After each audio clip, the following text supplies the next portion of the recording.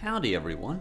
Wanted to do a commentary and a bit of a look back at the worst Spongebob episodes, because, you know, Spongebob's always fun to talk about. Also, I'm trying doing it on webcam this time at the same time, just to make it a bit more interesting, a bit more variety. So, yeah, I want to talk about some of these episodes.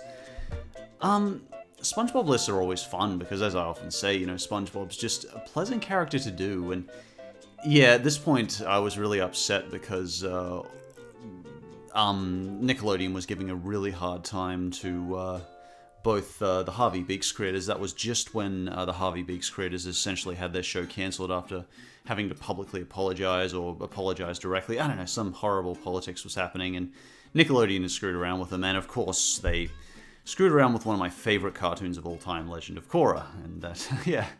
So I figured, yeah, because it's always fun to do a Spongebob list. Now the Splinter episode, this one was, you wonder why they made one like this, and occasionally, you know, particularly around seasons 4 to, I think, 7, was kind of that bland time where they did make a few mistakes like this, and with SpongeBob, you know, there's not always that much to talk about in terms of bad, because there really aren't that many abysmal episodes in my opinion. There's very few. And like, even here, I'm drawing attention specifically to some of the really bad parts, and overall, the rest of it's pretty much just an average episode where he's trying to deal with his Splinter. Yes, but that does make me question, is like, why would he suddenly get everything all bloody? Because he is made of sponge, and they often draw upon that point, which was rather odd. It's just like, you kind of get annoyed at Patrick at this point, because he always just does the absolute wrong thing, particularly during this part of the series, and not really in that kind of charming, nice way, but just in a way where it's just like, oh, you're really annoying, and you're kind of malicious. Kind of not quite in that Peter Griffin way, though. Not quite to that extent. And of course, SpongeBob You're Fired, which was so badly received by the public that, yeah, I talked about in the creepypasta. With this one, it's just so out of character for SpongeBob to go basically, everything's miserable, everything's worthless because I lost my job, and you never really see him kind of in this level of a funk again when he gets like the stubble and everything. He's never quite this bad, except at this point, and it is such an unusual change of character for him, because it's like, why does working, and we know he loves his job, but we don't really think it defines him as a person. We don't think he defines himself by it. And I know you can call it nitpicking, but I think this stuff matters, because the SpongeBob team I know try very, very hard to do the right thing by the kids. They think everything matters. So, like, an example is, there's one scene where they start throwing tomatoes at Squidward, at the Krusty Krab, but they take the salad from the table, the tomatoes from the table, but they make very clear to show this is free salad, this is free tomatoes, and I just find it interesting that they drive home small points like that. And if you look at the team, you can actually often see they will, including the voice actor for SpongeBob, a great guy, they all sit around and debate, is this okay to show the kids? Is this morally right? Is this smart? And they really do put effort into it. So I feel bad doing like a worse SpongeBob list sometimes. I don't feel bad against Nickelodeon. I feel bad against the SpongeBob team, because it's a bit like The Simpsons for me. I mean, they've had this up and down time, but they really do try. Particularly nowadays, and when they first began, you know, and they did have a kind of quiet time in there, but you gotta respect them, you really do. And yeah, in this episode, I haven't been talking about it much, sorry. Patrick is just, yeah, a bit of a jerk, and essentially just, yeah, really tortures Gary, which is, yeah, why would SpongeBob put Gary in charge, put Patrick in charge anyway? I mean, look at his history. He hasn't exactly had a good history of taking care of things. Of course Patrick's going to do this. And I think actually, from what I've heard just from occasional enter chatting with me, he apparently did this episode as well, and he's drawn attention. We just happened to draw attention to a couple of these things, I guess because they were glaringly obvious, like that you shouldn't be able to use water underwater, and these small nitpicky things, but I never saw it. I had no idea all these were the same as his. This one, though, I don't know if he did choose this one, I have no idea, but I really disliked this one. It was very... It's probably my least favorite part of the show is just the way they make Mrs. Puff so bitter and they make her life so miserable. It's not funny, and it's the kind of one of the times I'm just like, ugh, this is horrible. Like, I would tune out of this or be left with a bad feeling from this as a kid, because it's just all she wants to do is kill him in this episode. And you can understand why she's frustrated, because he's been such a useless... And you kind of want SpongeBob to just back off. Just leave the poor lady alone. And so, yeah, it comes down to being very uncomfortable to watch over time.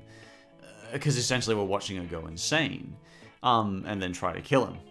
I guess at least she gets her special inflation power back at the end. I suppose that's good.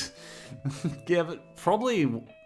Realistically, this is one of my least favorite episodes. I would probably dislike this more than Stuck in the Ringer, because Stuck in the Ringer just had some really bad points, but that one before, like with Mrs. Puff, is just kind of unpleasant all the way through. And, you know, it's SpongeBob. You kind of don't feel as bad for him because, you know, he's such a positive guy, and we know he'll do better later. But Mrs. Puff, it's like she's always suffering. Anyway, yeah. With Stuck in the Ringer, this one was just very out of place, wasn't it? Because, it came out of nowhere, just like where he's suddenly suffering and all this, and just miserable, and... it's a very strange episode. The entire fair turns against him, and there wasn't much else to say, honestly. It was just kind of nasty-spirited. I know I use that line a lot, but it, again, was just a nasty-spirited situation. It's just like... And you wonder why they do that sometimes, where all these characters will act out of character for some reason, just to kind of suit the morals of the episode. I think Jem's talked about it. I saw Jem reviews recently, and he kind of talked about that, where they'll actually change the characters in order to suit the plot, but in reality, the plot should be changed to change the characters, and I think Jem had a really good point on that. He's a good reviewer. But yeah, this one particularly drives that home, that you don't change the characters in the name of the plots. It should be vice versa. In case anyone's wondering, that picture's from the SpongeBob movie when he's I think they were trying to track something down. It was the original movie, and basically Plankton's taken over all of Bikini Bottom at that point. I talked about this one before again, so I didn't want to talk about it too much. And Squidbob Tentacle Pants wasn't that bad, except for the gross out parts. It's Truth or Square, I found okay, but, you know, I found it kind of interesting to look at the Tom Kenny just dressing up and doing stuff. But the celebrity appearances, I don't think were used as well as they could have. It was just kind of weird and awkward with them. The Scurvy song was okay, though, yeah, with Pink.